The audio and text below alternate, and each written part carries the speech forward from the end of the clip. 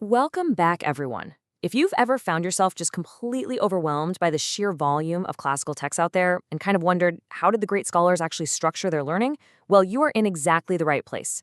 Today's explainer is a clear, dynamic look at the systematic journey of a student of Islamic sciences. We're going way beyond just cracking open a book and hoping for the best.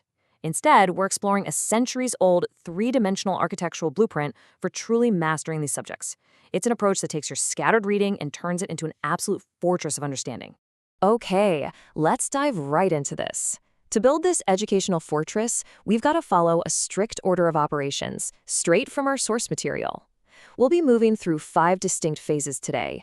First, the virtue and status of seeking knowledge. Second, the correct understanding of the Quran and Sunnah. Third, a warning against randomness in your studies. Fourth, the educational ladder for Hadith. And finally, the 4 foundational prerequisites. Section 1. The virtue and status of seeking knowledge. So let's establish our motivation first, because before we get to the how, we've really got to understand the why. The spiritual stakes here are just immense. To put this into perspective, our source highlights this incredible historical event. Picture this. A man travels all the way from Medina to Damascus. Just think about that journey back in ancient times. The brutal heat, the danger, the sheer physical exhaustion. And he makes this massive trek to find Abu Darda, a companion of the Prophet Muhammad, peace be upon him. When Abu Darda asks, "Did you come for trade? Some worldly business?" the man says no. He traveled all that way for literally one thing, to verify a single hadith. Abu Darda then shares this beautiful, famous narration. Indeed, the angels lower their wings in approval of the seeker of knowledge. He reminded him that scholars, they don't inherit gold or silver. They inherit knowledge. Taking it is taking an absolute fortune. And look, while this path is absolutely open to everyone, our source specifically calls out the youth. Why? Well, think about what defines youth. It's that raw energy, the physical strength, that fierce determination. If you can take that sheer, unbridled horsepower and channel it away from just, fleeting worldly distractions and direct it right into this salvific knowledge of the Quran and Sunnah, you are building something permanent. It's really about taking the sharpest tool in your shed, your youthful energy, and using it to carve out an inheritance of wisdom. And that secures not just you, but your entire community. Moving on to Section 2, the correct understanding of the Quran and Sunnah. So, motivation is great, right? But just reading isn't enough. In the Islamic sciences, how you understand things, your methodology, is absolutely everything. The Prophet Muhammad, peace be upon him, described the religion using this striking imagery. He said, "I have left you upon a clear, white path. Its night is like its day. No one strays from it except one who is destroyed." It's brilliantly illuminated.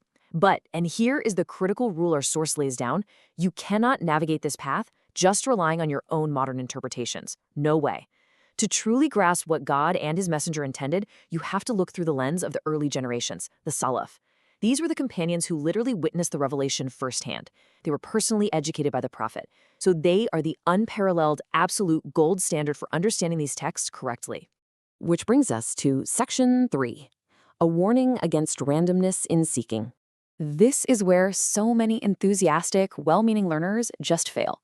We really need to talk about the dangers of disorganized learning. Our source brings up this brilliant classical metaphor, contrasting the systematic student with what the Arabs called a night wood gatherer. Imagine someone wandering into a pitch-black forest at midnight, just grabbing whatever they can find on the ground to build a fire. In the dark, they might pick up a venomous snake, or maybe grab a piece of dung thinking it's some valuable jewel. And honestly, that is exactly what you're doing when you just randomly pull a page from this book and a chapter from that book with zero structured sequence. You're just gathering intellectual clutter, not true knowledge. So how do we actually fix this? Well, the answer lies in a concept championed by classical scholars, and it's beautifully articulated by Dr. Bakor Abu Zaid. It's all about the mastery of mutun. A mut, if you're not familiar with the term, is basically a foundational, highly concentrated text. Think of it as this incredibly dense, high-yield summary of an entire scientific branch. Whether we're talking hadith, fiqh, or theology, the classical method absolutely demands that you memorize and master a specific mutun first. This becomes your rock-solid base. It's essentially the hard drive from which you're going to pull all your future data. Now, let's look at Section 4, the educational ladder for hadith. This brilliantly illustrates exactly how to apply this systematic method to a specific science. It maps out the precise steps required. Notice just how structured this is. You don't just jump straight into those massive multi-volume encyclopedias like Sahih al-Bukhari or Sahih Muslim. You have to climb. Step 1 is mastering al-Arba'in, the famous 40 hadith of Imam al-Nawawi, which, by the way, was later completed to 50 by Ibn Rajab in his Jami' al-Ulum. Once you've set that foundation, you step up to Umda al-Ahkam. From there, you ascend to Bulugh al-Maram, and finally, step 4 brings you to al-Muntaqa by Majd ibn Taymiyyah. Only after you have methodically conquered these 4 sequential mutun are you truly prepared to dive into the major 6 books of hadith. It's a ladder, right? If you skip a rung, you risk falling. Finally, Section 5, the 4 foundational prerequisites. But hold on a second. Before you even place your foot on the very first rung of that hadith ladder, there is something else you absolutely need to know. Think about it. Any massive skyscraper requires a deep, hidden basement just to support its own weight. The crucial point here is this. You can't just open a book of hadith, read that a narration is labeled authentic or weak or rejected, and just assume you know what that means.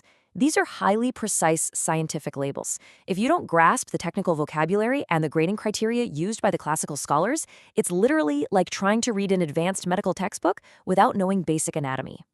Because of that, our source lays out 4 essential sciences that act as structural pillars supporting your whole journey. First up, Mustalah al-Hadith. That's the actual science of hadith terminology and grading. Second, Usul al-Fiqh, the underlying principles of Islamic jurisprudence. Third, Qawaid Fiqhiyah, the overarching legal maxims. And fourth, Maqasid al-Sharia, the higher objectives and intents of Islamic law. These 4 fields, they are your tool belt. They are the absolute prerequisites that ensure when you finally do read the texts, you're processing them exactly the way the scholars intended.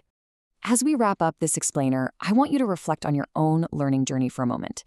Are you ready to build your knowledge on a truly solid foundation? Have you maybe been acting a bit like that nightwood gatherer, just randomly picking up fascinating but totally disconnected pieces of information? Or are you ready to become the true systematic student, respecting those ancient ladders, mastering the mutun, and building a fortress of knowledge that's going to last you a lifetime? The blueprint is right here in front of you. The only question now is, when do you start building? Thanks so much for joining me for this deep dive, and as always, keep learning with focus.